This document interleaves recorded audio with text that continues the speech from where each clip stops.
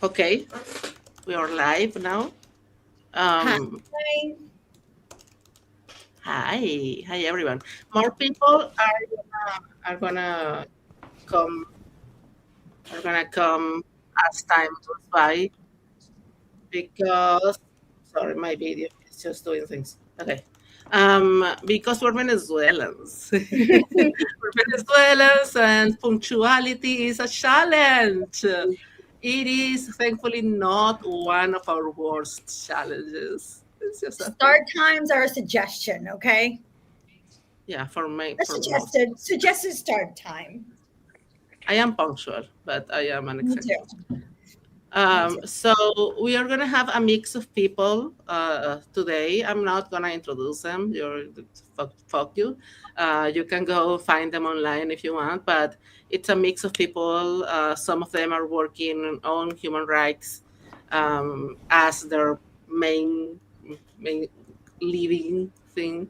Um, some of them are more adjacent to human rights, and some of them are completely something else. And all of us have experienced living both in the dictatorship and abroad. And of course, we have not slept properly since Saturday. I have tried. I have tried. I have done everything. I have a ritual. I have like a melatonin spray. At some point, you can ask me about that. But I did all of the things, and then I wake up at 2 hours later because they are I don't know. There are gunshots somewhere, and we don't understand that our government is shooting their own drones. So it's very entertaining though, like a lot a lot is happening, and people say when we say that it is entertaining, when I say that it is entertaining, I have been insulted on TikTok a lot in the past few days because I said something was entertaining. And I want particularly those in the audience that are not Venezuelans to understand that we are going to be laughing through this. There's going to be laughter. And that doesn't mean that we are not stressed and that we don't want to cry and that we are not worried. That just only that only means that we are Venezuelans, and that is the way that we handle things. If handling things is possible at all. So um, we're gonna start from not the beginning, but from Saturday. Oh hi, we have really cool people in the audience.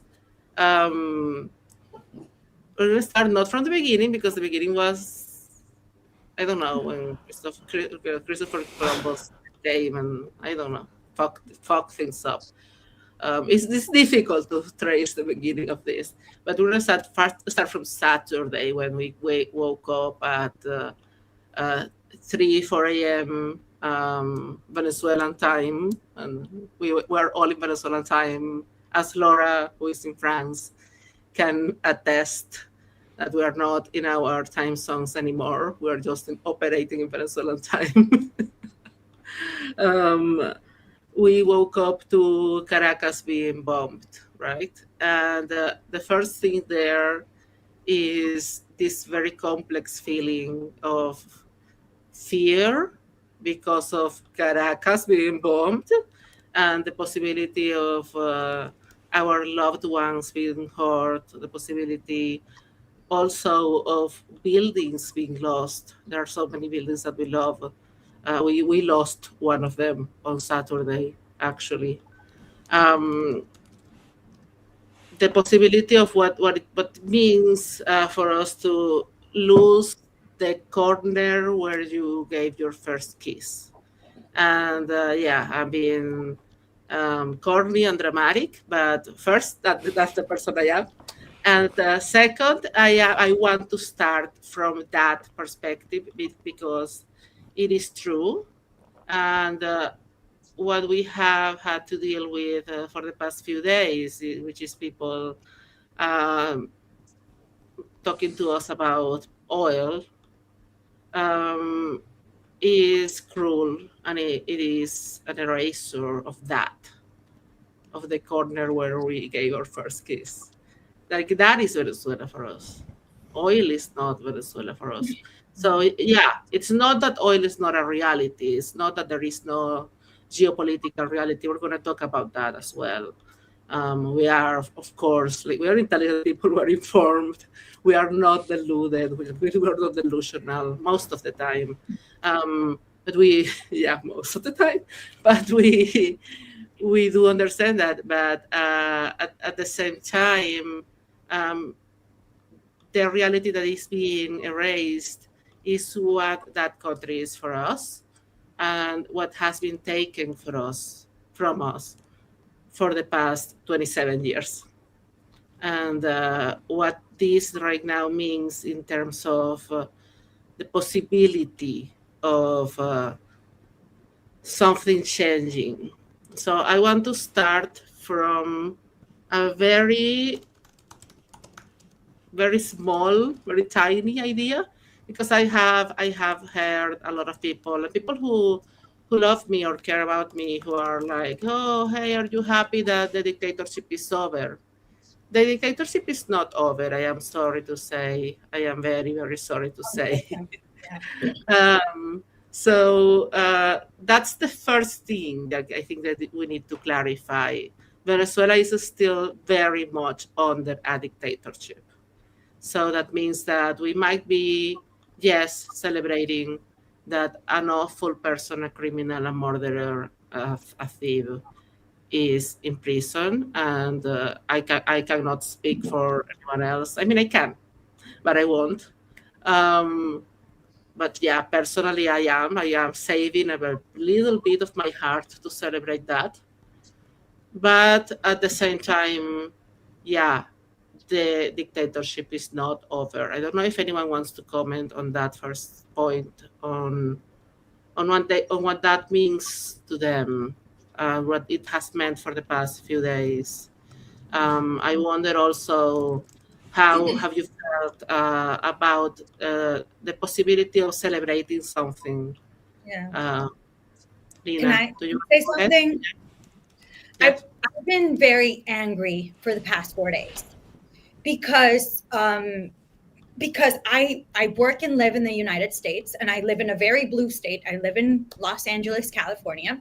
So not only do I have to carry with me the pain of the last 26 years, I have to also carry with me a sword, a shield, and Katniss Everdeen online, shooting down my friends, acquaintances, having the worst possible takes, and having conversations like, it's not the first time somebody bombs Caracas, because Hugo Chavez did so on February 4th, 1992. No, it's not the first time. And then literally having to send like the Wikipedia link to the fact, because the far left and the tanky, but I'm surrounded by them. Right. So it's been very painful to have to kind of like mourn what's happening and trying to be happy about it, and also having to defend it at the same time. Like, we truly contain Venezuelans right now. We truly contain multitudes, but it's exhausting. I'm exhausted because it started on Saturday morning for you guys, but it started for Friday night for me. Este pedo se prendió a mis 10 de la mañana, 10 p.m. 10 p.m. and 10:30 p.m. I'm 4 hours behind Venezuela.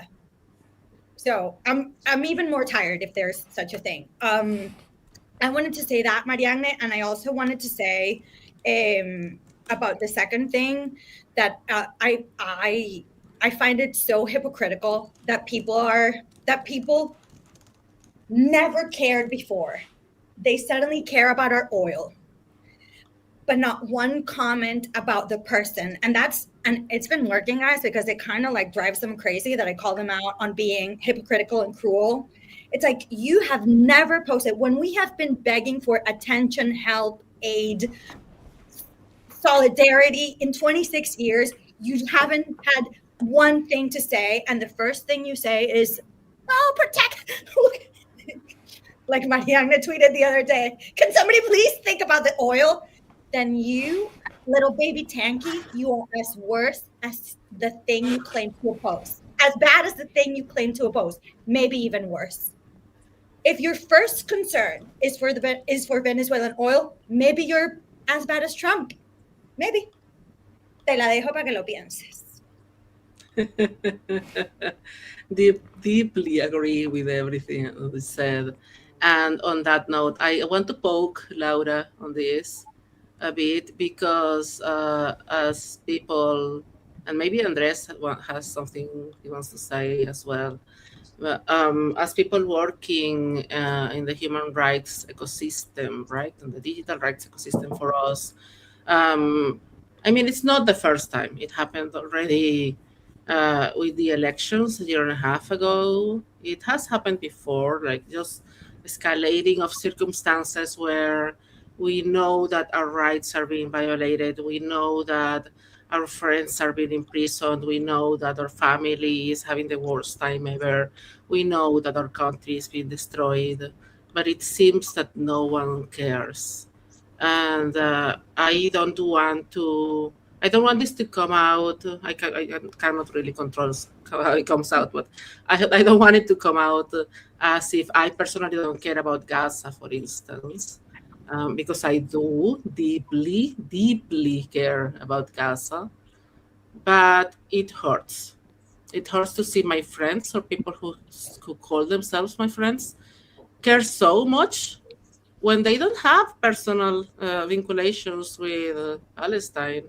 And it's not that I say they shouldn't care because they should, but if they can care about Palestine, they can care about Venezuela, but they don't.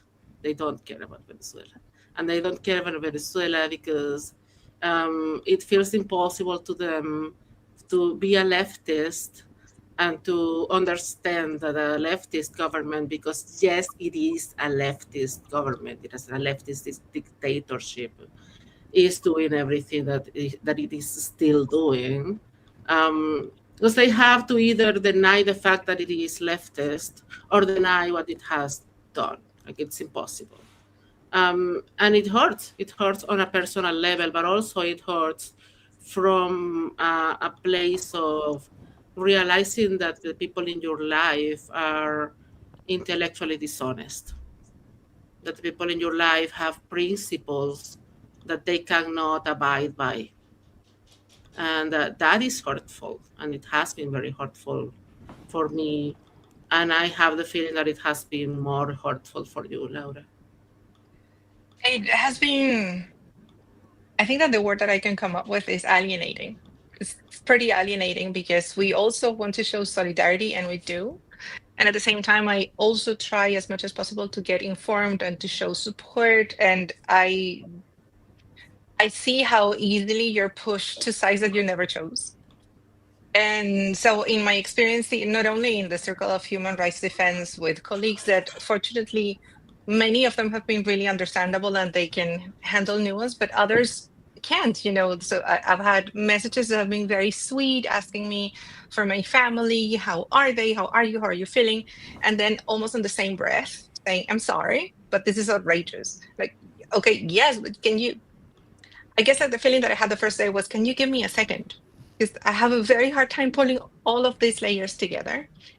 And also coming, you know, to terms that this is yet another chapter that feels a little bit like this kind of Greek punishments in which you keep explaining something.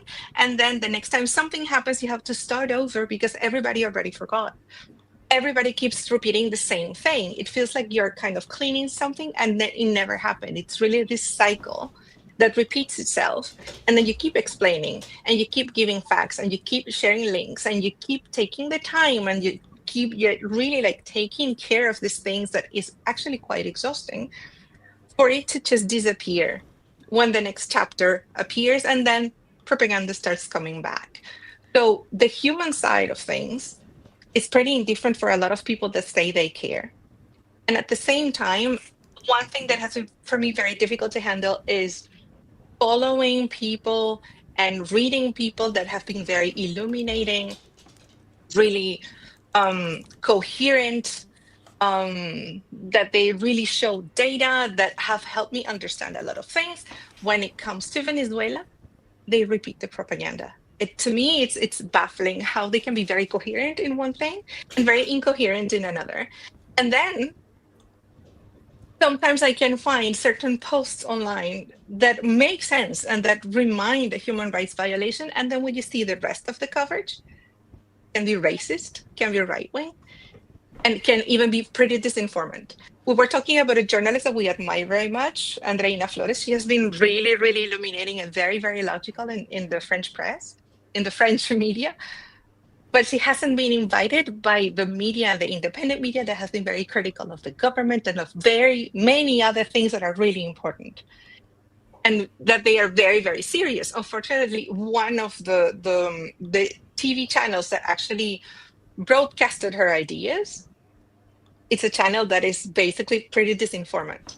I don't find it super serious precisely because it takes this kind of right-wing thing. So we are this kind of element of exchange somehow, a position that shows your position in terms of geopolitics. And then the human rights violations and the people are footnotes. And that is the part that I have very, really, really a hard time. Of course. Andres, do you want to jump now? Yes, yes, very much so. So one of the things that I found most frustrating about all of the experience that, as you guys have been saying, repeats and repeats, is how it seems like the Venezuelan experience to many people don't really matter, and it only matters in the context of how does that experience or that news matches or doesn't match specific stories, specific narratives that people already have that want to hold on. So our experience can be valid as long as it matches a specific narrative. And if it matches that narrative, then yes, we are visible. We are considered. The struggles that we see and feel and have are well represented, and usually Venezuelan voices are more prominent in that coverage. But when the narratives doesn't match the actual what's really happening, then that's a whole different game. And then you have people from outside of Venezuela trying to explain what's happening in Venezuela while pushing away Venezuelan voices. And just because the Venezuelan voices are not in sync with that narrative that people already have in their head, and they want to see it perpetuated. That is more frequent in some people. That's less frequent in other people. In other people, they're just continue to have these Cold War narratives that they want to hold on to their life. So as long as so they have a really hard time to admit that, for example, yes, Nicolás Maduro was a dictator and was a massive violation of human rights. But then usually because those narratives are so strong, and they feel compelled almost to justify those things, even to us, and say yes, but it's because of this or because of that, as if our human rights were not sufficient cause to fight for, and if they had to justify it somehow because they are human rights defenders or they perceive themselves as pro-human rights, because it doesn't have to be human rights defenders or activists or journalists. It can be just average people. But people in general don't see themselves as against human rights. Sure, you'll have some, but and usually those are not the kind of people you want to hang out with. Anyhow. Folks yes, it sucks so bad. So if it's true what you're saying, yeah, your human rights, that's really sucky.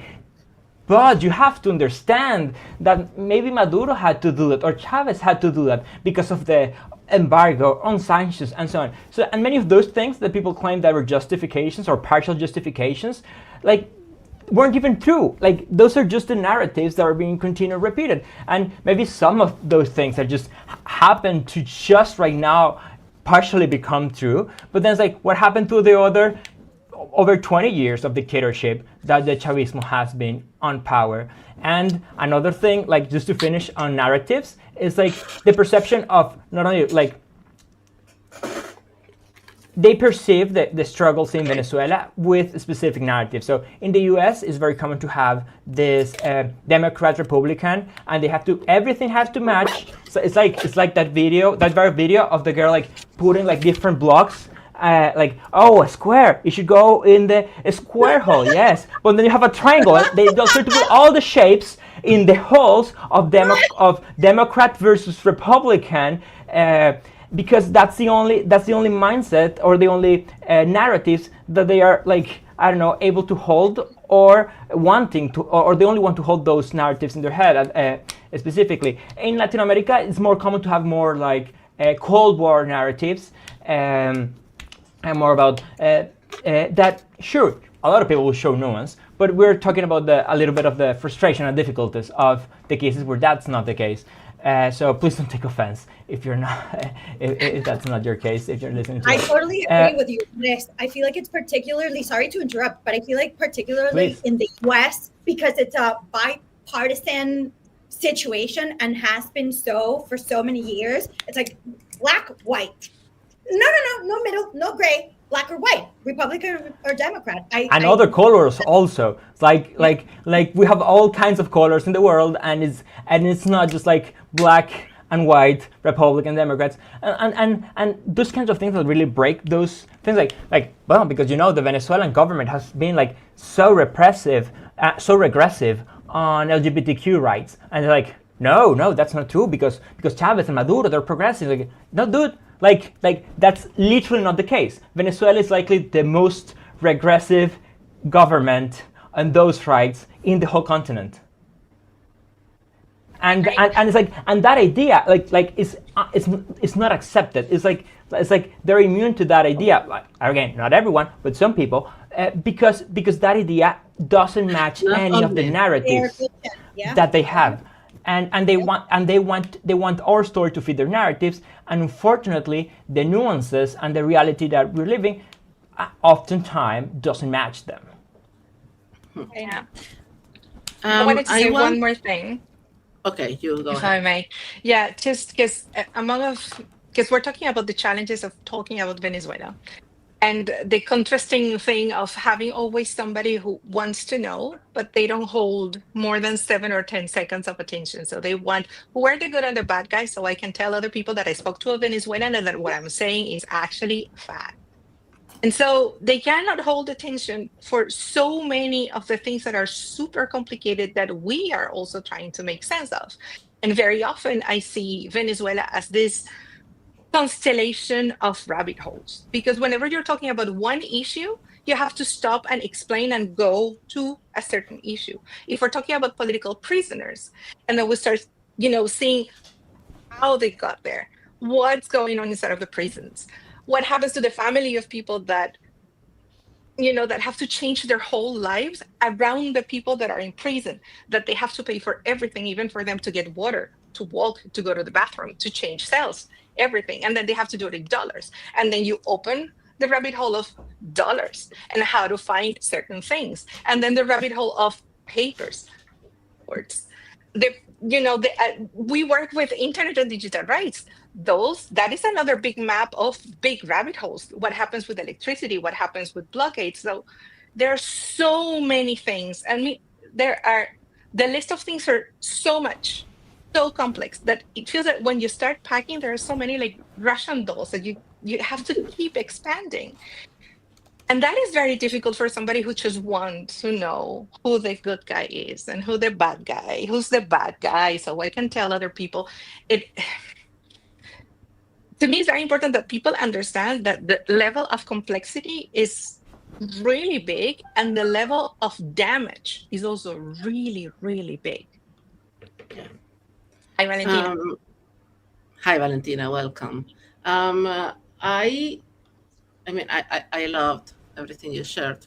I think we needed that context, as I said, because I want people to understand that we are not a Lego set, that we are actual people with an actual country that in many cases we cannot even go back to. But now I want us to really go back to facts, factual facts.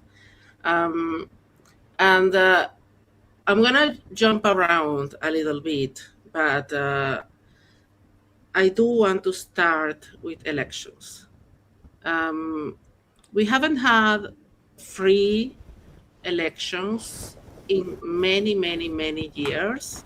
I would argue since before the death of Hugo Chavez. May he rest in hell.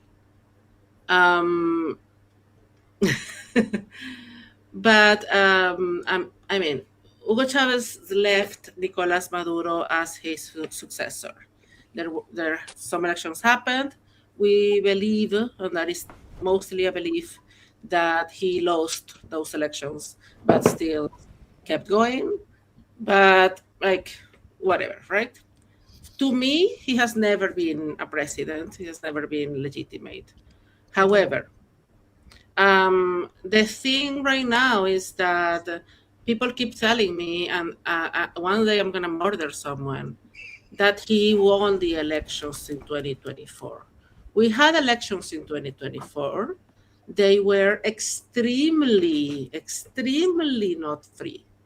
Like all of the strategies that the government had used through the years to control elections, to intervene, to change the outcomes, to everything happened, including the fact that those of us who had a right to vote, out of the 9 million people who are abroad, and when I say 9 million of us are abroad, I want you to think of a 30 million country. That is a third. 1 out of every 3 people is abroad. We were denied the right to vote, as we have been denied the right to vote for many, many years, but that was a very important election. So I couldn't vote. I assume most of us could not vote. Couldn't vote. Couldn't vote either. Yet, Maduro managed to lose, which to me is baffling. Like, with all of that, he garnered like 30% of the vote. And we cannot, I mean, we can. We really can explain the electoral system in Venezuela right here, right now, this very second. But like, how fun is that? Like that would be like mostly Andres and me, maybe Valentina, just like nerding out here. No, right? But the point is that, what is the point? The point is that the electoral system is set up so that the parts that are involved have what we call an acta, which is a piece of paper, guys. Just think of a piece of paper where the results are printed. Vote tally, I think, is the most. Yeah. Vote tally is the most accepted translation. A tally sheet. Yeah.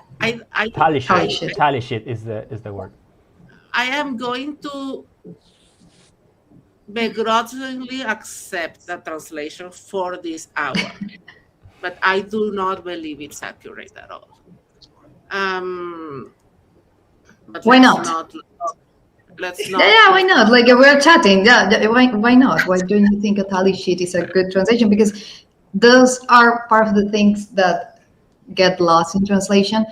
So people don't understand the full context of it. So yeah, why don't you think it's a good translation? I know, no, Valentina, I have a list of things here that we have to go through. No. Okay. So yeah, whatever. So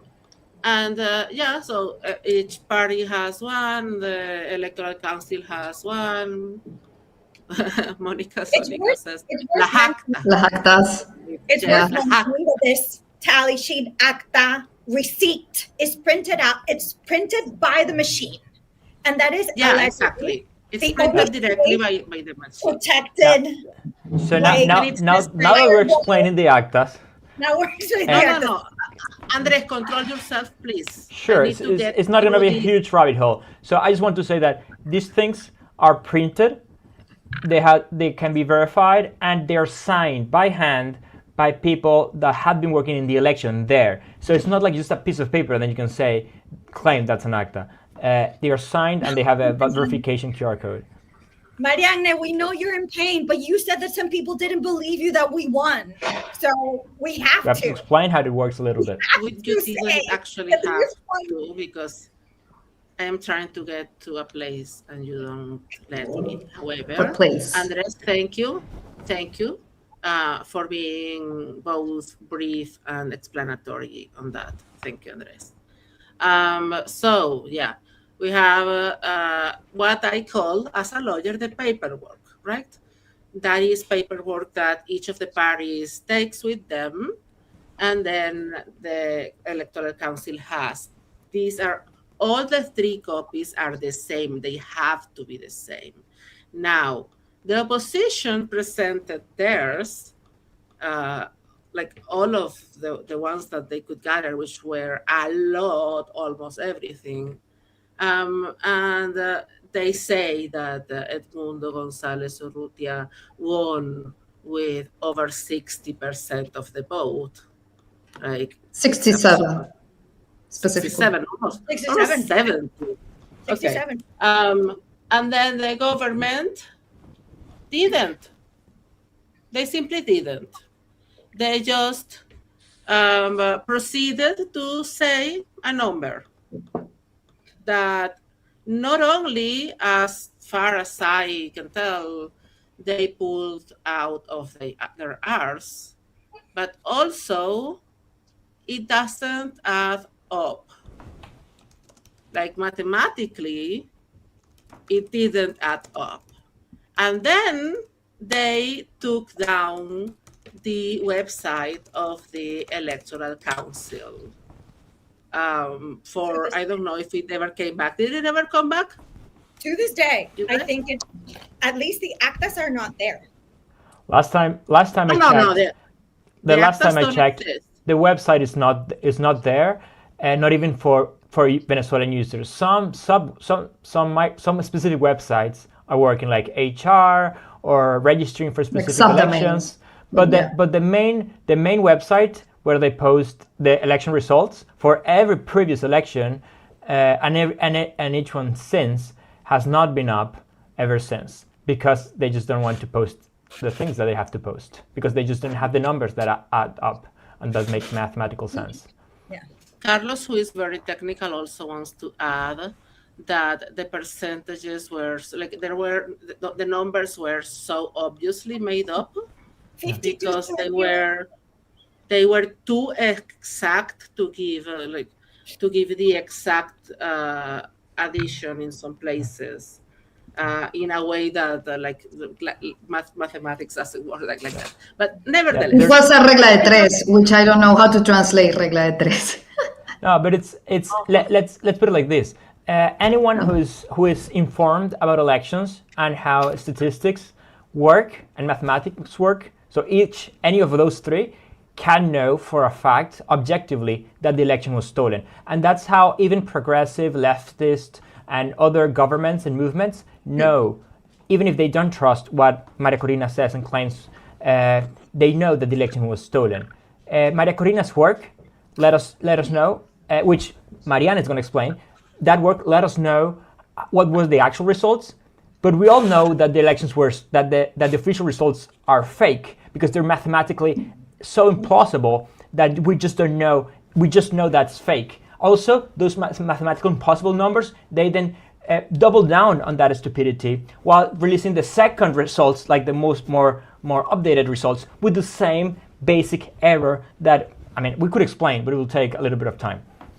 Yeah, guys, I know that you are getting carried away, and because it's interesting, it's fascinating, we love it. The lore is too much, whatever, but it's too much. Like, this is not why we came here. I'm just trying to explain that they stole the election, and for stealing the election, yes, the math is fun, and we can tell them about Macedonia del Norte and all of that, but that is not the point. The point is that there are results from the machines that are the official machines. So those are the official results. We have the official results. We won. They never publish any results, and they say they win. And so basically, like playing chess with a chicken, or with a pigeon, depending the country you quote that joke.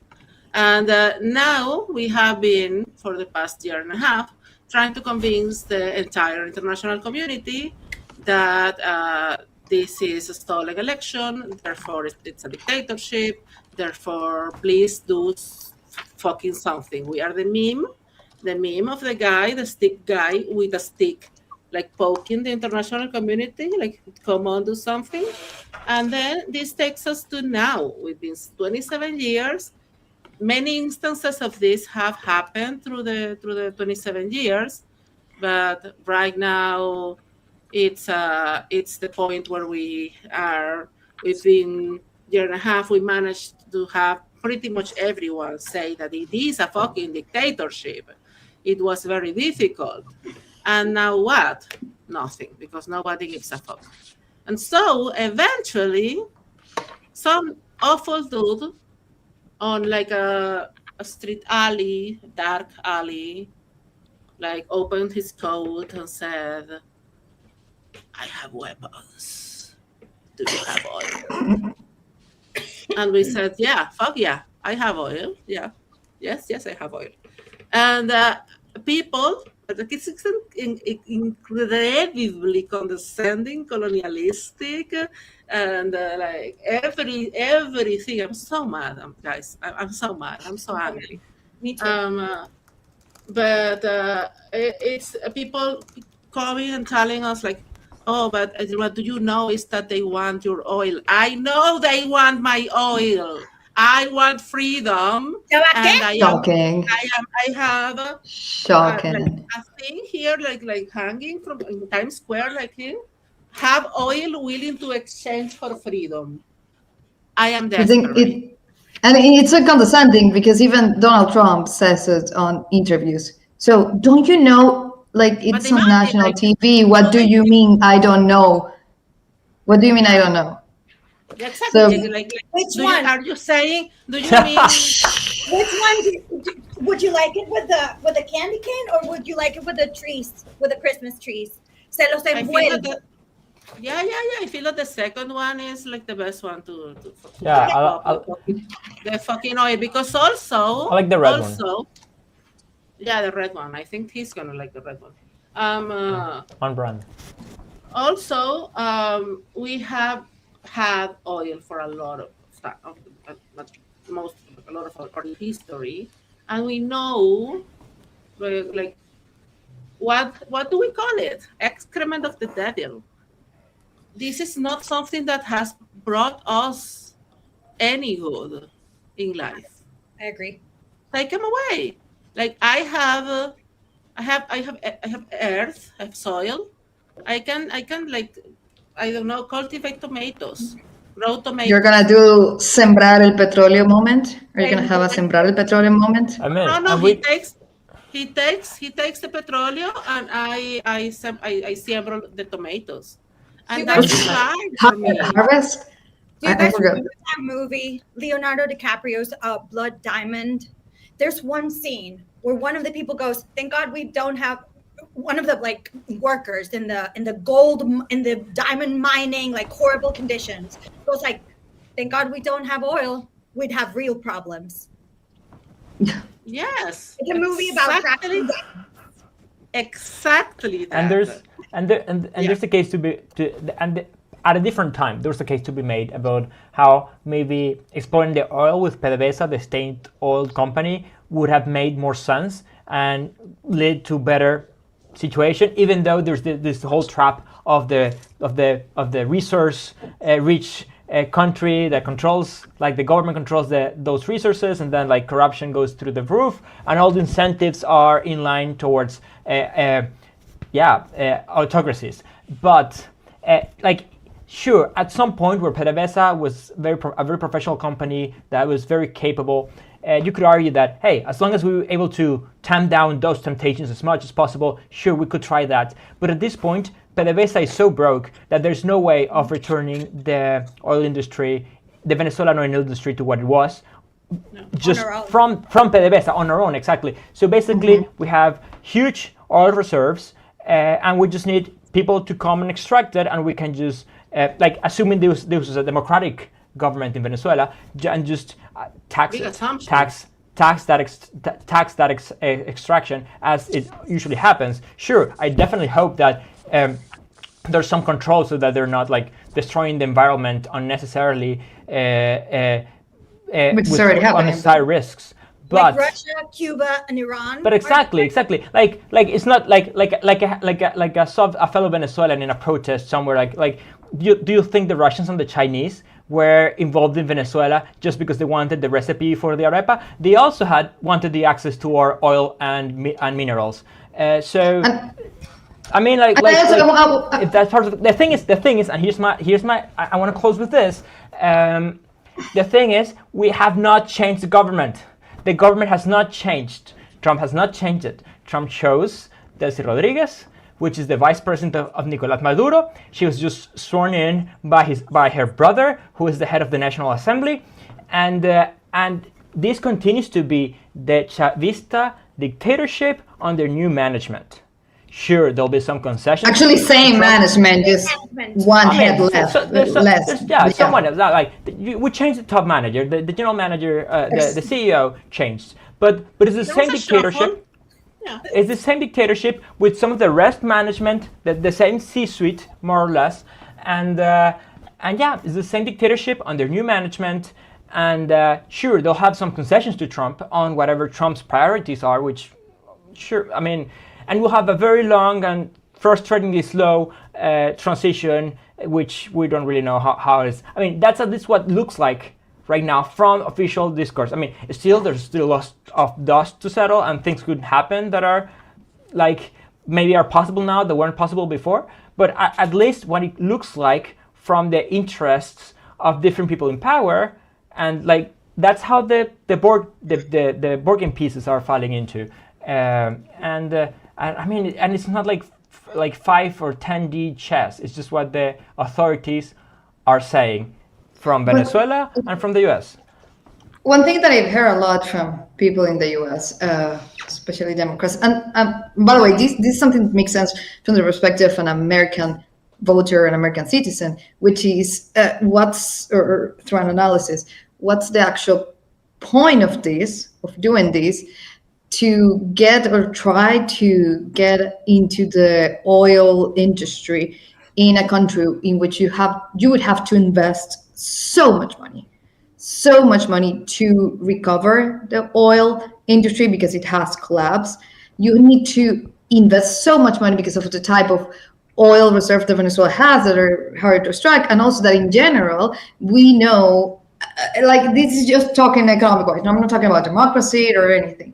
Like we know oil's on the way out. Of course, Trump doesn't believe in this, and he owns a lot of favors to oil lobbies, and we know that. But from a standpoint, from a U.S. citizen, I understand the question. Like, okay, but what is the U.S. actually gaining from this? Even from this oil, some kind of working in this case. To this, I have to say, if the end goal for any U.S. administration is just to have, in this case, Delcy Rodriguez or whatever the Chavista regime still in place, but trying to still ease up sanctions, or work in relationships with Venezuela start to get better, so now U.S. companies can actually extract oil again. If that's the end goal, but the regime does not change, then at the end of the day, not the Venezuelan people, nor anyone in the US, nor the region gains anything, because the threat is still there. The regime is still there. The threat to democracy and how it affects the region is still there. So if this doesn't end up in a democratic transition, it's going to get worse for everyone involved. And of course, mostly Venezuelans. It's going to be the ones paying the price. Mm-hmm.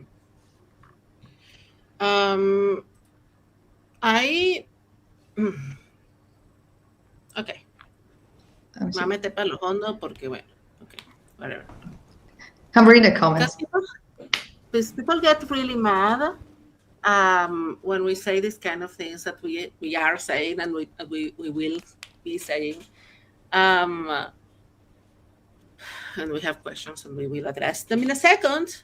But I want to like really go to the point of, we had this targeted bombing on the early morning on the Saturday, right? And several buildings were affected, out of which really the observatorio, it really breaks my heart. But we have the number that we are handling, and I am willing to be corrected by further evidence later on, but right now the number that we're handling is around 80 people, right? Some say 80, some say 90, yeah. Out of which it's like 20 or so, 20 or so militaries from Venezuela, and 20 or so civilians, and the rest are Cuban military people in exercise. So I'm not surprised. I don't know if anyone is surprised by that, but I wanted to say it because I think that people do not understand, still do not understand, that when they say, oh, but it is an invasion, do you want your country to be invaded? Why do we not give an actual fuck? Because we've already been invaded. For many years. Would we prefer to not be invaded? Oh my God, yes, we would. But you guys are acting like from the assumption that we have like a menu, like we went to a restaurant and we have like the wine menu, 17 options, and we choose. No, we haven't had options in I don't know how many years. For most of us ended in the country where we made our lives because we didn't have any other option, and we just like ended there at the point that we were there. And for me, like my most, like my clearest evidence that I can provide for that is that I live in Chile. Does anyone think that I wanted at any point in my life to live in Chile? No, guys. Nobody wants to live in Chile. That is not a thing. So I'm here.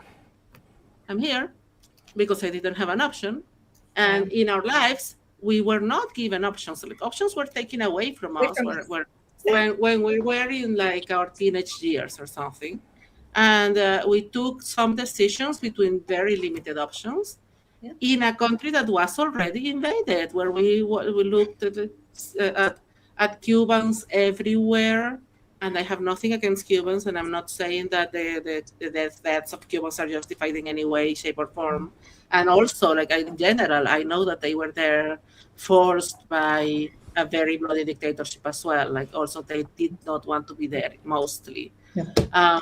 Anything we have empathy for. And I just want to go back. and I want you just to Okay. yeah, go again, Nina. Go again, Nina, because I didn't hear you. Real quick, Okay. if anything, we have empathy for Cubans, and also for the first world mind who's so used to having options in any and every area of their lives. The privilege of options was taken from us.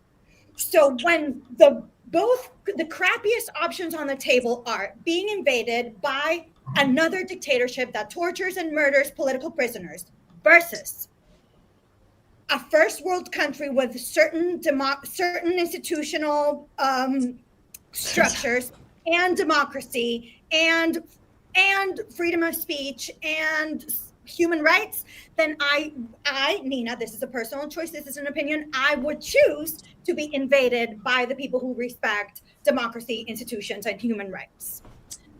That's just me. That's just me. And I want to say, for me, it was not an invasion, although I would rather not to have an invasion. But I would like to say that it was not an invasion. And just, Mariana, just real quick, because I wanted to check the data.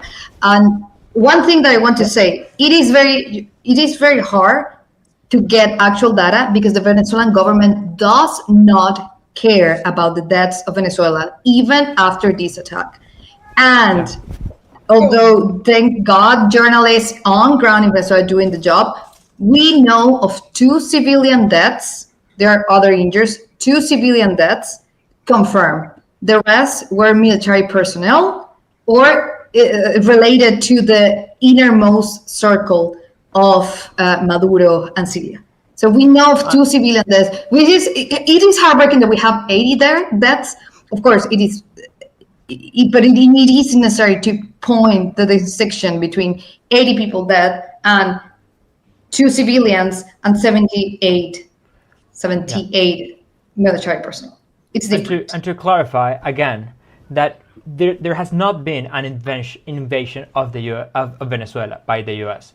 There was military action of the U.S. in Venezuela, but Venezuela is not invaded by the U.S. They're not in the street. They're not tanks in Caracas. They're not invading Venezuela. They did some military attacks in Venezuela, which then we can talk about whether or not that it's gonna, I don't know, fracture the international rules-based order to just detain a foreign president on their own soil. We can talk about those things, but don't say that Venezuela was invaded, because it was not invaded. No, I wasn't saying that. I was saying no, that. I'm not. I mean, I know you were using the terms. This is not against you, Nina. It's not against you. I know you're using the term that. I know you're using the term that is being used in the media and in social media, but what I mean to the public, to avoid using the term, please avoid using the term invasion, because there has not been an invasion of Venezuela. Maybe that's in the card. I don't think so, but. And it doesn't look like it to me, but it's not what has happened so far. There was an attack for sure, and we can talk about the future ramifications for the world if that becomes the norm. But it was not an invasion. That's not the like factually what happened was not an invasion. It was something else, but it was not an invasion. But also Venezuela was already like the Cubans admitted over 30 deaths were militaries, and they ordered. And they ordered 2 days of mourning because of those soldiers who died in the attacks from Cuba. And there's been also documented presence of a Wagner group in Venezuela. So, and we don't know how many died, or if any, but possibly died during the attacks from the Wagner group. So it's not like Venezuela was not without foreign military influence before this attack, because there was, and there are proofs. Yeah. Yeah, there was something that I also wanted to argue and also put on the table, because we talk about a lot, not we this group, but we are presented this thing as if that was a choice. This operation was not a choice either. We didn't choose that. And we haven't been able to choose either the people that represent us, nor the allies that we've been forced to deal with. I don't think that anybody in this group is unaware of the authoritarian rule that Donald Trump represents. Nobody here. And I didn't vote for him. Let me tell you, now you're blaming me. Half of your country vote for Donald Trump. Now you want to take me as if you didn't vote for them? I mean, maybe you don't because you're watching this. But half of. Yeah, but let Laura speak. Either. This was not a choice either. So they talked to us as if we had a choice of many, many things. And the only choices that we did have that were very dangerous and difficult choices, we took them. And that was the proof last year. Because not only the elections were not free at all and they were stolen, people still went out to vote. In spite of all the treachery that came before, in spite of all the intimidation, in spite of all the disinformation, in spite of all the propaganda, in spite of all the threats, seeing people in those conditions queuing for hours was massive. It was really massive. So it's really a lot of desperation. So especially in this idea of trying to push Venezuelans to have a certain reaction that talks about, the freedom of people and sovereignty. Speaking of the circle of Cuban soldiers that were killed, unfortunately, in this incident, this is also a reminder that there's a foreign presence very much in the circle of power. Because I wonder how it is that the president of a country, or the so-called president of a country, is protected by a foreign power. So at the same time, that reminds us like the layers and layers that we have here. And these are layers that we definitely have not a hand on. Oh, and one little thing, probably you already saw it, but with the plot twist that we've been having in the last hours, in these discussions about sovereignty and about who opened the door for the Americans, it seems that it was this leftist government that a lot of people have been protecting for a while. They were the ones that actually negotiated with the Americans and gave things away. That's what it looks like so far. Because we are going to be I learning mean, and seeing things and try It to looks project. like the actual puppet government of the U.S., if there's any, is actually Delcy Rodriguez. So now suddenly it looks like the current Chavista regime, as it currently exists, is the current puppet regime of It is Donald the Trump. puppet. So Because it that's is the ones that once was again, approved yeah. and selected by Trump, and then it's under the threat of another military action if they don't comply with the principal demands. And so the current regime is the one that is a puppet regime of if That's anyone nice to is. say that it was selected by Trump. Can I mean, we also acknowledge that it was selected by Maduro? Because sure, Maduro selected his vice president. Vice presidents are not voted, and No. Delcy was the vice president that he Totally. selected. So None of the people we're talking about were voted by Venezuelans. The people voted by Venezuelans Yeah. are still not in power, and President-elect And Edmundo exile. is in Madrid. my president Edmundo González Urrutia I feel like Madrid. it's poetic that how the tables turn. People who have been so vocal about them being against imperialism now end up in this position where they have to do everything they're told.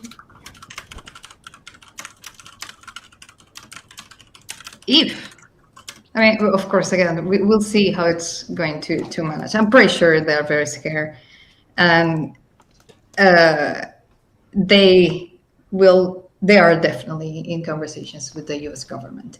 However, I wouldn't say today, right now, that they are gonna go through each a single thing that Trump wants out of Venezuela. But it would be interesting if that happens, because it's really hard. How do you reconcile that anti-imperialism, anti-colonialism narrative as a Venezuelan government if you're now doing whatever the U.S. says? Of course, people would say, yeah, because they do the president of, no, they will bomb Venezuela again. Like, again, I'm not saying that we know for sure that people that are now in power in Venezuela had to do with what happened, but as far as it all tells us that these people are negotiating with the U.S. government. They knew what happened with Maduro, and they will do what they want to do to avoid having the same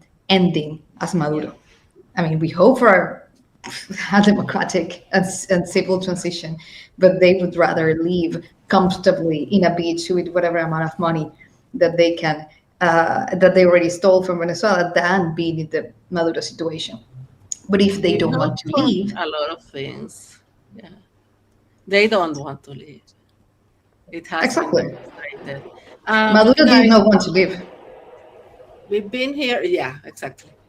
We've been here for an hour, and we have questions. So we are gonna go through a few of the questions. Yes, yes. Yes. Can we So, do this tomorrow? huh? Can we do this again tomorrow? Is my question, because I need this so much, guys. Thank you.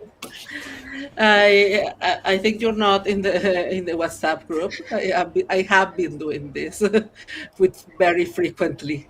So Taisa is asking, what do you guys think of this theory that some regime figures delivered Maduro to the US just so Trump could do his big show?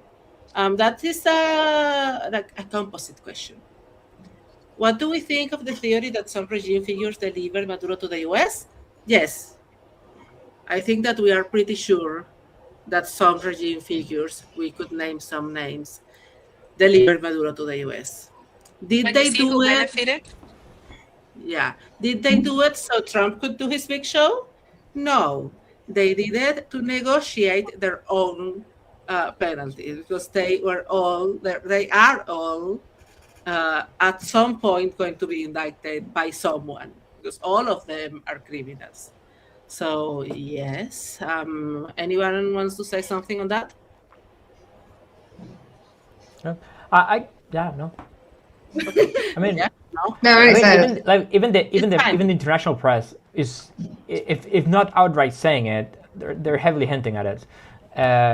So like, because one thing is like how negotiated. The thing is like all the details. Well, that's more far fetched. Like exactly how it's it been four went out days. Like militarily. yeah. Well, it doesn't local actors likely didn't had full access to all of the military plans for the action that happened.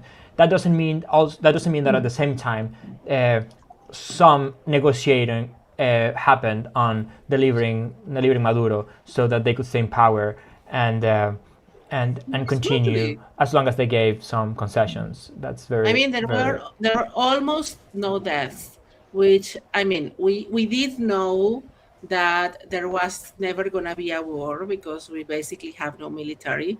Our military is excellent at handing over kilos of flour and guarding queues for like bags of food.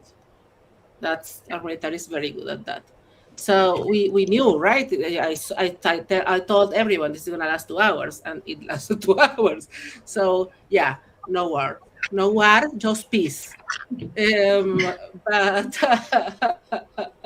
but necessarily there had to be yeah. some delivering, because someone had to give some information, There's because some someone, there's yeah. some like for example, there's extremely suspicious how little anti-air fire we saw in Caracas against very large, low-flying, relatively slow helicopters. I'm not talking about like sure the bigger anti-air guns were hit, and the radars were affected and hit at the beginning. But even then, like we have the videos of these huge helicopters flying very low in Caracas, and I think only one manpad was fired against them. Um, the suspicion there were thousands of those in Caracas reportedly. So I don't know. It does raises some questions on whether or not there's some uh, Yeah. unwillingness to defend. Let's say. Kat is asking you, but that's you, I don't know.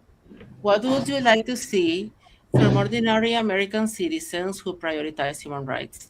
Any specific actions we should take or message we should pass on to our lawmakers? Thank you for that question. Because nobody cares. Well, you're in the U.S. You're the one. You're in the U.S. right, Nina? Yeah. Think Nobody cares. Nobody we asks. are. Nobody asks that. Nobody you know? asked us So, that question, yes. thank you. Yeah. Thank you. Nobody I don't know asked what us to Because do. I'm everyone not has their sure. own. Because everyone that has their own agenda based on their own narratives about Venezuela, and they already know what to do with us. And nobody's But asking the us. So answer, we go to, yeah, go. the answer would be, or part of the answer would be just to get informed to actually sources that are trustworthy and that have Venezuelans on ground. And just today, someone told me that they knew someone that no, I'm getting this news from this site, and I checked the site, and it was a site that was created and funded by the Venezuelan Ministry of Culture. So Yes. so it's a bit Yeah, complicated, although it's in news English No, but speaking news. yeah, absolutely, and and I not can. But it's only fine. to that level. I saw the latest like clip by Jon Stewart, who broke my heart completely.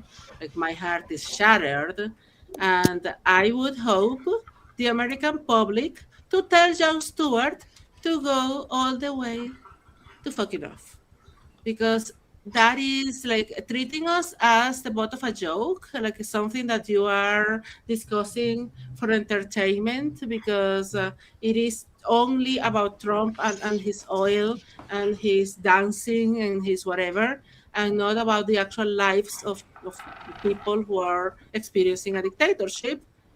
that is unacceptable. It should be unacceptable. So we allow not only just like full on tankies and people who are extreme communists and all of that to say things that are completely out of order, but like the people who are in our media we respect to like bring us news, and they also do that kind of thing, like disinformed, shallow erasure of the Yeah. suffering of a country. So Yeah. for I would add one me, last. If I first, may. Andres, let me talk, Andres. please. Yes, Andres sorry. is he's trying Venezuela. to, keeps trying to. Yes, but I want to punch you. Keeps trying to. I will let you talk later. Um, uh, for you to, and then for everyone who is interested in actual human rights, to when you have a friend who is saying something that's out of pocket, to be able to tell them, you know what? No, that those elections were won by Edmundo Gonzalez because this and that. You know what? No. Actually, Maria Corina Machado is not the devil that you are trying to paint, because that is also a thing. There is an agenda on the demonization. You know what? Actually, no. In the same way as I was saying, as when Noriega, 90% of Venezuelans wanted this guy gone and are very happy. So, Andres, go. Yeah, briefly, uh, like actual like lawmaker, like policymakers and people in power in the U.S. Well, I mean, consider like the actual Venezuelan people, and not only like your internal political needs, as like from your parties, from what's expected from you, from your policy positions. Like, hey, what about Venezuelans? And try to consider that like there were elected leaders in Venezuela that have not been able to assume power and the responsibilities that we entrusted them with, which were not definitely Nicolás Maduro or Sila Flores. I mean, Desi Rodriguez, the vice president currently acting as president.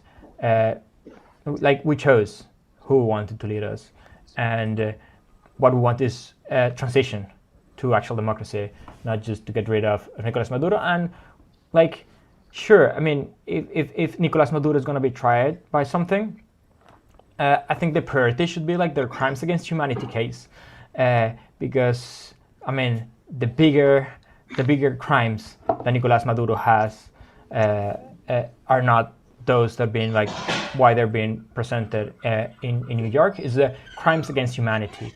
There's the case at The Hague, and the violations of human rights, the murders, the torture, the like everything that has happened over so many years. That's the biggest crime, and what we really want is to see Nicolás Maduro having a fair trial, where he's gonna face the consequences and be sanctioned for his crimes against humanity, the violations of human rights, and the destruction of the Venezuelan democracy. That's not a Yeah, question. it's not a Yeah, question. I just wanted to add, I'm going to be very brief because there's a lot of Venezuelans in the United States. So if one thing that you can do to help, and I know it's complicated because this administration is especially awful to immigrants, is that a lot of people went to the US to look for refuge from all of this trouble. So trying to help, trying to combat misinformation and the criminalization of Venezuelans in general will be very useful. Okay. I want to say things, but I'm gonna move on because like time. I find this question very fun. What would you say about when someone says that it would encourage Trump to invade other countries that will lead to bigger harm? So their point is still about human rights. And I have seen a lot of Latin Americans that suddenly like open their eyes and realize that Venezuela is in Latin America these past few days, and now they are like concerned that this is going to set a precedent unlike the dictatorship that they were next to for 27 years, which did not set a precedent at all, of course. Um, so my answer is that whatever encourages Trump to do absolutely anything that Trump feels encouraged to do is not in our control. We did not vote for him. Yeah. We have nothing to do with his decisions, and he does what he does. So, like this is really honestly from the. I'm not being a cynic. I am a cynic, but I am not being a cynic. From the bottom of my heart, this is not something that has anything to do with me. It's possible, but it would be possible something else or the opposite or green or white or left or right. Like I don't know. Something to add? And If a lot of other anything, governments have done things and they haven't waited for any kind of encouragement. Right? There's yeah, been a lot of exactly. unthinkable things that happened before. Yeah. And The and notion also that these kind yeah, of interventions, they don't happen in a vacuum. And at the same time, not all states have the same level or the same conditions that will invite, very much between quotation marks, that would like be in this kind of model of quote unquote intervention. If anything, sometimes I feel like I'm his hostage too, as a person in the opposition, because we have to play him like a fiddle and we have to suck up to him. And I'm sorry, guys, I don't like that man. And Nobody also here. I want to say, Same. I mean, we just saw in the past 2 years televised genocide in Palestine. So that didn't set a precedent already. So what are we talking about Very here? dangerous precedent. There Yeah. so at this point, that's just shifting the narrative away from the actual people that caused this, which is Maduro's and the Chavismo regime, and Hugo Chavez and Maduro and the whole uh, the whole regime. If they didn't left, I mean, if Maduro left in 2024, if he would have, I mean, if he accepted the election result, we wouldn't be in this situation. That's it. Perfect summary. yeah, yes.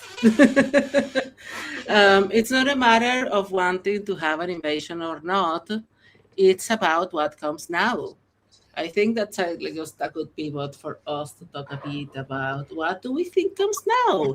I will start by saying that I did buy a crystal ball at the store on the weekend, but when I came back, I plugged it in. It wasn't working as I was expecting.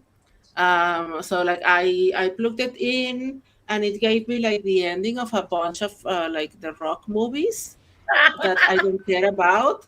And I was like, no, tell me about Venezuela. And she just kept spinning and then went on to what's the name of this guy that has the face of a capybara that is doing all of the romantic comedies now? That guy. And I'm like, The that's face what I of a need to know. capybara. Ryan Gosling.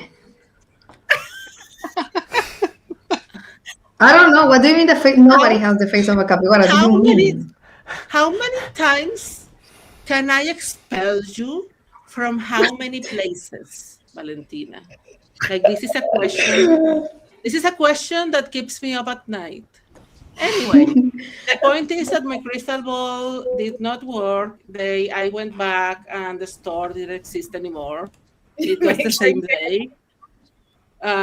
So I don't fucking know what comes next. Does anyone has any ideas? Please. Can I say what I hope for? Because Yeah, sure. also my You, I hope that the worst part and the worst end and the blunt of the transition falls on Chavismo's shoulders. Que se mamen las verdes, que se mamen las verdes de la transición es lo que es my hope. And I hope for free elections as soon as possible. Real free elections, just because I want Maria Corina to rub her incredible support in everybody's face. Like, I'm Team El Mundo forever. But I thought you were gonna say something else. Proceed. Maybe I'm being very polite today. I want Maria Corina to rub the immense support she has among the Venezuelan people and why she is the true leader of this movement. I want her to rub it in everybody's face. Yeah. I mean, she won the primary. Yeah. You like it or not? Yeah. And I think that is the same level and true like numbers of support she would have if a primary election, if a presidential election would be held today or in 6 months. I think that Venezuelans, we have grown and we have learned, and we know how much we owe her. That is my wish. I am not super optimistic, if I'm honest. I'm scared, and I'm scared of this U.S. administration, and I'm scared of this sort of movements. But a very dear friend of ours, so I know is around, she told me things are moving. It's not ideal, it's not perfect, but things are happening that were not happening before. That always opens certain windows. Laura, why are you so optimistic? Text me. We can talk about that later.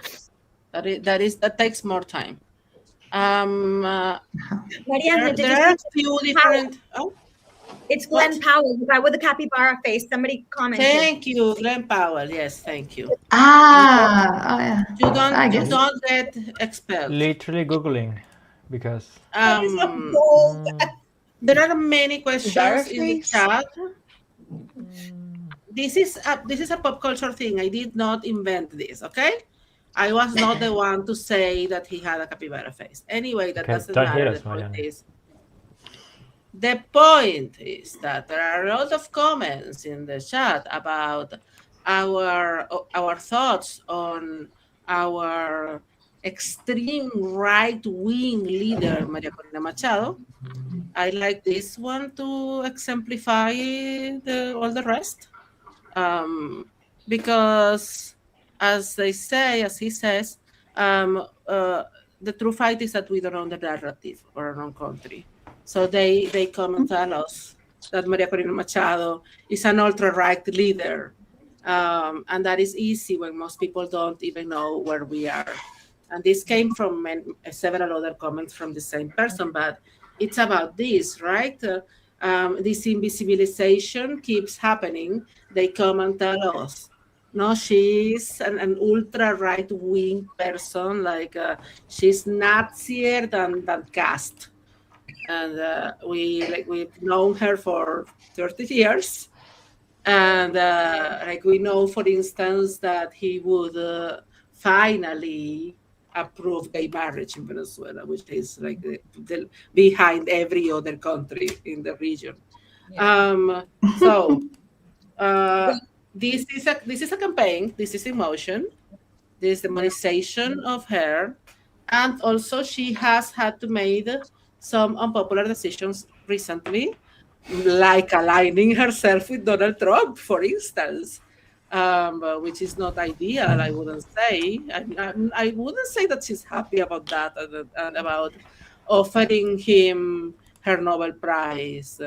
But to me, who I am left wing, and I am a person who doesn't really like Maria Corina, honestly, like in general, like historically, right? Yeah. She's a person. Like, I am impressed of her political evolution. She has changed. Yeah. She has never been. At this point, she just has my undying admiration. This is a person that has risked her life so many times for her country, for which is my country happens to be. This is a person that is willing to give up her Nobel Prize. Would I be willing to give up my life to a man? To any man, yes, and etc. Right? She's really putting her ego below anything else because she cares about Venezuela and its freedom. And people are like, oh, she didn't have to humiliate herself. And those people do not understand why you put your ego below other things when you love something that much. Yeah. And that And is what I also, think sorry, we are just going to to do. know that there are also punches in the stomach. That her thanks to Netanyahu was a punch in the stomach for me, very much so. 100%. Sure. I agree. Of And course. it seems We unnecessary. Yeah, but still, to me it was. I Yeah, understand. I exactly. can understand it, So it seems but we're unnecessary to do what I we're mean. really forced to like many things, but to me, such a disrespect to Palestinians doing something like that, especially when we're fighting somebody who also has a case in the International Criminal Court. Exactly. So we're pushed to incoherence, I guess. But it's to me, it's very important that as Venezuelans, these things are also punches in our stomachs. Yeah. Yeah. I And think and I also I want to say, go Nina, go. so sorry, it's very brief. I think that I agree with her political evolution being something on Maria Corina's behalf, like about Maria Corina. I respect her so much because 20 years ago, I really hated her. I was like, bitch, sit this one out. You have Don't say that. and I But admire her, and she earned my respect, and she earned my vote whenever I'm able to vote for her. That's the first thing. And the other thing, whenever people say that she is a far right extremist, what you're doing is spewing Chavista propaganda. That seed was planted from Chavismo to discredit her and to hurt her in the eyes of the Venezuelan people. So whenever you say something like people who don't know better, and it's not your fault, but whenever you say that she is a far right extremist and she's gonna, you are a victim of Chavista propaganda. That's all I needed to say. Sorry, Valen. No, no worries. Just to conclude on this part. First, if you want to check the actual Maria Corina policies, so the one that are publicly available, there are sources. They're even in English. Maybe we can share them later. But if you see the economic policies, they're very. I mean, it's a standard liberal stuff. I mean, for Americans, sometimes we don't get. We are not American. Well, I am American, but not from the U.S. That's From another Americans, discussion. like Democrats, like being a standard lib Democrat in the U.S. It's like being center right in Latin America. So in this case, if you see the policies that Maria has, like, I mean, supporting gay marriage and public health, public education, all things that would be very, very left for a Republican. Having said that, of course, as you were saying, there has been associations that Mercury has done in the past that have been a gut punch. But it is a lie that it is a far right extremist. And I want to conclude with this. Even if a country votes for someone, like, for example, in Chile, Cast, in the US, Trump, or when a country votes for an extremist, although it is dangerous, they're still living in a democracy and they're still voting for them. So I'm not going to go there, for example, in Chile and say, no, Cast shouldn't be president because he's a far right extremist. I mean, he won't, unfortunately, just for saying a specific example. And even then, again, Marcorini is not a far right extremist. That's it. especially on social issues. If you are on social issues, should be likely the most progressive president that Venezuela has had, especially in LGBTQ rights and access to abortion. In Venezuela, abortion is illegal. They have tried people for helping, and administering abortions. Venezuela has no marriage equality, same-sex unions. Name change is extremely difficult, and sex change, I believe, is impossible for trans people. So, and this has been the same government the same movement that has been in power for since before the change of the millennia. So, so we've been decades of this government, which, if they wanted to, they could have changed those policies at any point, and they didn't want to. And no sanctions or any other, like, I don't know, difficulties relating with the U.S. have any impact on whether you pass or not marriage equality in Venezuela or any of those policies? Thank you, guys. One last question that we're gonna address is, what news sources do you recommend? I think this one is really important. So I want you guys to tell me and to tell us, what do you read? Where I do you can get your recommend. news? Is available in English. It's specifically made in English. Caracas Chronicles. That's what I wanted to say. Yeah. You want English And even for coverage? those, yeah. Sorry, Nina. I really didn't want to interrupt, but we're in the age of the internet, and automatic translation is possible, and it's not as bad as it was a few years ago. So if you want to have efecto cocuyo, we can write those down. There are like a group of really brave independent media that have been able to keep covering conversations that are very difficult, and they invite all kinds of people. And if you really, really want to know, you can do all sorts of things. You can either try to automatically translate some of the videos and some of the conversations, or you can just drop it on Notebook LM. I know that a lot of us are not like huge fans of these tools, but if you really want to get well informed, there are ways in which you can break the barrier of language. And I agree with what Laura's saying. I really like Caracas Chronicles for people who don't have like a previous experience with Venezuela, because it's written for an international audience. So it has a lot of like inside jokes for Venezuelans, which is funny for an English language publication. But it knows like what are some of the cultural gaps between their likely readers and the content they're publishing, and I quite like them. They also translate sometimes other articles from other Venezuelan independent media. If you're going to go on the translate route or you speak Spanish, Armando Info is great on investigative journalism. Efecto Cocuyo, El Diario, El Pitazo are great on breaking news on Venezuela. There are others. I just think on top of my head. La Gran Aldea and La Vida de Nos are more like profiles, narrative storytelling. and more storytelling journalism that is also quite interesting, also in Spanish, but it's good to translate. I can give even more ideas. And if you want something like just to get a little bit inside of our crazy minds after all of these years of all of this craziness, you can also read El Seguro Bipolar, which is like The Onion, but in Venezuela. Cultural competences might be needed to fully appreciate it. Yeah. It's in the recommendation in the chat, and I'm like, at least say it's satire, so our friends. Yes, I mean The Onion. Yeah, sorry, satire. El Seguro Bipolar is satire. Those are made-up stories like The Onion. If you are from the US. But it's just making fun of what's happening. Sometimes it's scary because they make sense. Yeah. Sometimes you kind of wonder, is this really a joke? Oh, no, it's not a joke. And they've predicted some things happening. Yeah, lately it's more accurate than Of course anything they else. did. Yeah. I would say that also.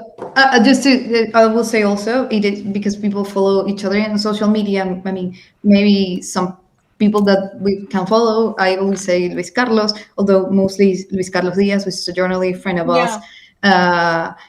You can find him as Luis Carlos on pretty much everywhere.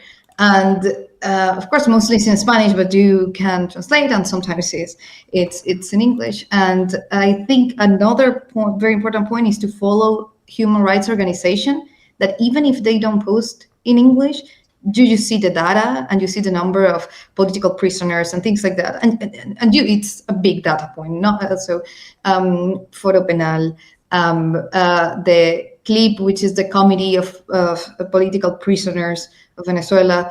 We can then put the actual name. Provea also. Espacio Público.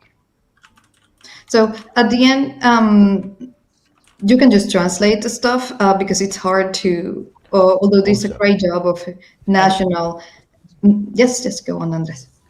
Also, like, so and if you want to, like, I do recommend, like, if you're really interested into this more like wonky read and a little bit traumatizing wonky read, but you can read the actual what's been published by the fact-finding mission from the UN Human Rights Council to Venezuela, and you can read what's been put out. That's I would say less hard-hitting, but also the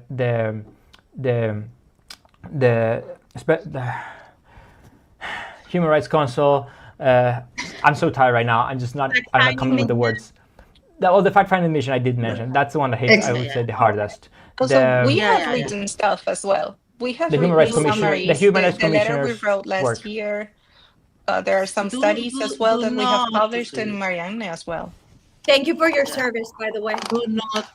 Thank you. We do not read the report of the fact-finding mission. That's all I'm gonna say. Do not. Yeah. You don't. So we have. Yeah.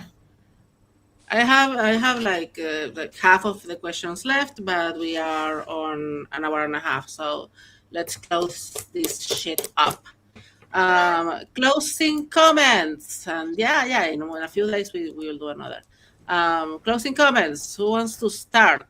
Sure, Andres I can go fast. When it comes to Venezuela, it's easy to just make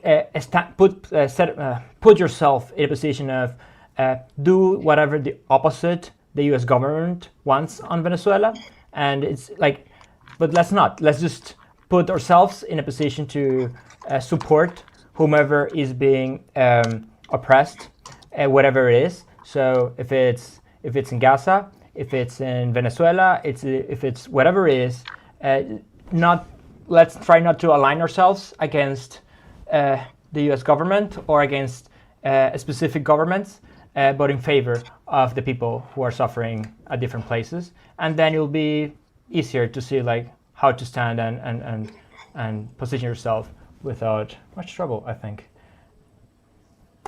Okay. Next. Valentina.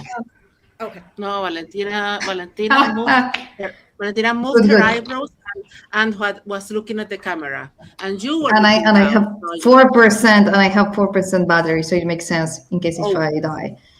Because I'm not gonna find the charger. Just as Andres said, be on the side of the people who are actual suffering, and every time when you're trying to post something, ask yourself: Is this productive? Is this real? Is this helping anyone? Should I open my mouth in this issue? Maybe I shouldn't say anything in this case. Just besides the support. And I think it's fine. All opinions. I mean, again, it doesn't mean that you don't have an opinion on this issue. I have opinions on all international matters. I didn't study international affairs, but I like it. I like history. Having said that, before posting, think: is this something that is true? This is truthful? Is this verified? And that's pretty much it. Yeah, I like that. Nina. Don't let your ideology color your opinion on Venezuela. Thank you for being here, and thank you for asking. But if you're asking, make sure you'll eventually listen. Because if you don't, it's simply not honest. And third, que viva Venezuela libre en esta mierda, caballero, blah, blah, blah. Que ya Venezuela libre en esta mierda, caballero. Ya los derechos humanos en la mamá hueva. Laura. So, know that there are dog whistles. There are keywords that are really important. Know that intervention and invasion and international, international sovereignty and stuff like that. It's not that we don't care. It's just that that's the first thing that you have to tell us. For a lot of us, what we're going to hear is we don't care about the human rights violations that have been happening. So know where to start. If you want to start somewhere, start asking and start with what's happening with people. Thank you, all of you, like each and every one of you, Valentina, Laura, Andres, Nina, for joining me today, for giving your time to this conversation. And thank you to everyone. And yes, Carlos, who was just dancing a few minutes ago. I was kind of confused. Thank you, Carlos. And everyone who came and listened and asked questions and engaged. You have no idea how much this means to us, particularly in this moment, and how much it means to us to feel less lonely because you are there as well. So, thank you for being here, and until next time.